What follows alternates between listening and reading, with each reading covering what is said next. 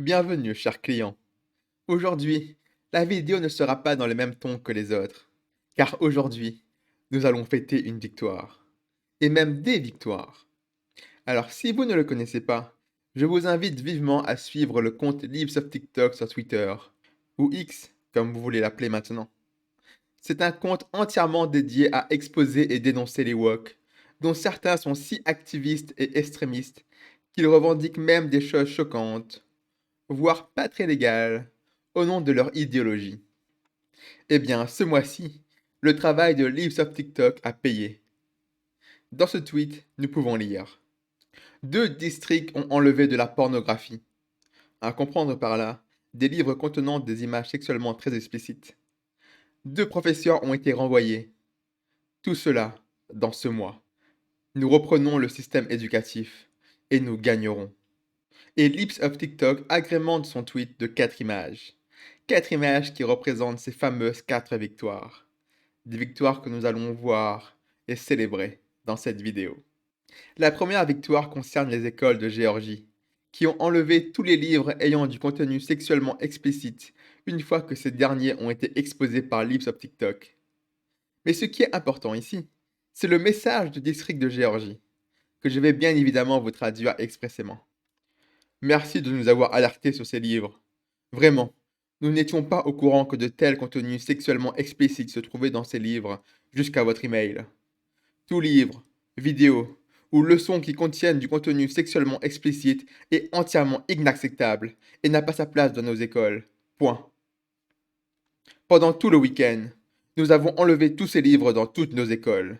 À la direction de notre conseil d'administration et de surintendant, nous tenons inconditionnellement notre équipe responsable d'utiliser seulement le contenu qui s'aligne avec les standards de la Géorgie, de la politique de l'administration et de la loi. Merci encore d'avoir amené cela à notre attention. Vous avez rendu nos écoles meilleures pour nos étudiants. Et avant d'analyser ce message, passons rapidement sur la deuxième histoire, qui parle d'une affaire similaire. C'est le cas d'une bibliothèque scolaire au Texas qui proposait, même chose, des livres contenant des images sexuellement explicites aux enfants. Et grâce à l'alerte de Lips of TikTok, l'administration de l'école a non seulement retiré les livres, mais également passé en revue l'intégralité de la bibliothèque pour être certain que tout est en règle. Ah, et aussi, la personne en charge de la bibliothèque a été virée. Encore une fois, l'organisme responsable des écoles dans le district a fait un communiqué, mais comme il est quasiment similaire au dernier que j'ai traduit, il n'y a pas vraiment d'utilité de le lire ici. Ce qu'il faut comprendre cependant, c'est que l'introduction de ces livres woke dans les écoles sont souvent faits au nez et à la barbe du district. En gros, ce sont les enseignants, souvent des activistes woke eux-mêmes, qui profitent de leur position pour apporter leur littérature idéologique.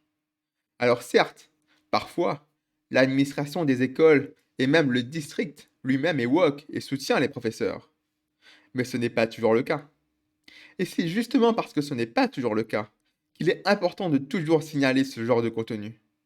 Car dans le meilleur des cas, comme actuellement, cela peut avoir des effets positifs. Et voilà pour les livres. Maintenant, parlons des professeurs qui ont été virés. Et là, je vous préviens, c'est très gratiné. Tenez-vous bien. Cette troisième histoire et victoire concerne une professeure d'école élémentaire nommée Claire Kyle, qui n'est ni plus ni moins qu'une suprémaciste noire. Et ce n'est pas moi qui le dis, mais Claire Kyle elle-même. Dans cette compilation de tweets de cette charmante personne, on peut lire des choses comme: je suis pro-homme noir et suprémaciste noir. Je m'en fiche si un blanc voit ma bio Twitter, car nous savons que vous, les blancs, êtes juste des personnes maléfiques. Alors j'ai raison. Pourquoi ne devrions-nous pas haïr les blancs? Pourquoi devrons-nous vous donner de l'amour? Un homme blanc? Une bonne personne? Est-ce que vous fumez? Bref. Clairement, cette femme n'aime pas les blancs. Bon, à la limite, elle pense ce qu'elle veut.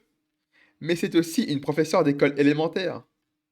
Je rappelle que école élémentaire, ça veut dire qu'elle a affaire à de jeunes enfants. Personnellement, si j'étais le parent d'un enfant blanc, je ne serais vraiment pas rassuré de le voir prendre des cours avec une suprémaciste noire autoproclamée.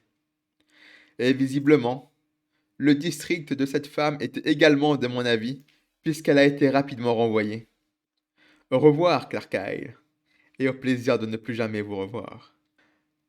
Et enfin, pour la dernière histoire de cette vidéo, un cas encore plus perturbant. Et oui, c'est possible. Il s'agit de l'histoire de Chris Martin. Ce charmant personnage est ni plus ni moins qu'un sataniste. Oui, un sataniste.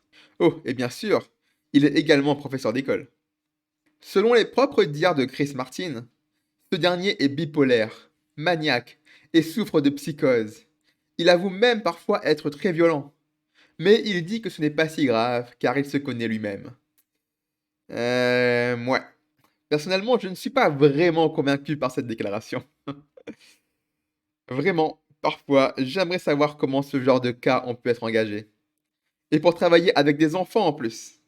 Bref, comme avec la suprémaciste noire, si j'étais un parent, je ne serais pas vraiment rassuré de laisser mon gosse avec ce genre d'énergumène. Heureusement, Chris Martin a été viré une fois que Lips of TikTok l'a dénoncé. Enfin, c'est quand même grave que l'administration scolaire ne se soit pas rendu compte plus tôt qu'il y avait un sataniste maniaque psychotique dans leur rang. Personnellement, je me répète un peu, mais ce n'est pas très rassurant. Et ça me fait même me demander combien de cas de ce genre se trouvent en ce moment même dans le milieu éducatif. Mais bon, cette vidéo est censée être sous le signe de l'espoir et de la bonne humeur, alors ne nous attardons pas sur ce genre de détails. L'important, c'est que ces petites victoires nous prouvent que dénoncer les abus et dérives, ça marche. Les woke vont tellement loin dans leur délire, soit à montrer de la pornographie aux enfants, soit à normaliser le racisme ou les maladies psychologiques, que n'importe qui de normal se rend compte que quelque chose cloche. On a depuis longtemps dépassé le combat droite-gauche ici. Même quelqu'un qui n'est pas de droite peut être légitimement choqué par ce qu'il se passe du côté de l'extrême gauche woke. Alors oui, continuez de partager tous les délires que les woke font autour de vous. Il faut absolument que les gens normaux réalisent du danger que cette idéologie représente, afin de les stopper avant qu'il ne soit trop tard. Et encore une fois, cette technique marche. Lips of TikTok en est la preuve. On peut lutter contre les woke, même si cela semble impossible tellement ils sont partout de nos jours. Le combat n'est pas encore perdu. Et voilà, c'est tout ce que j'avais à dire à ce sujet. J'espère qu'il vous a plu et surtout, prenez soin de vous.